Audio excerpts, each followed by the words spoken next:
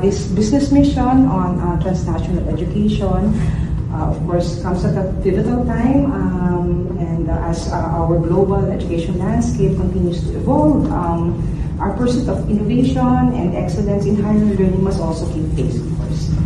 It's part of the bigger emphasis of the Philippine government to really expand educational opportunities. So it's a significant effort on the part of the Commission to encourage and support Philippine universities looking at their educational systems not only within the Philippines but to continuously benchmark with those of the region and internationally.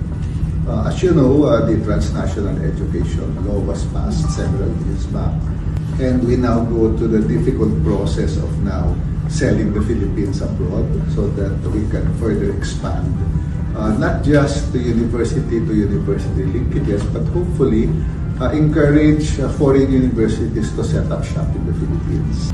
And so this script is really now to bring the Philippine part here to see and discuss further. Yes, we are looking at concrete partnerships with Australian universities, especially so that we are already at the periphery of CDC, and we have been working with the CDC for really developing, really matching our students with the industries in track development. We will be producing differentiated curriculum for those who are unable to go to college, for those who are in college and developing, as well as upskilling those who need to be upskilled because of what's happening, the digital transformation. And hopefully we'll be able to link, do something so that there will be partnership with the Australian government so that our curriculum will more or less be accredited by Australia. So why not open an educational complex in the CDC with their faculty and our faculty working together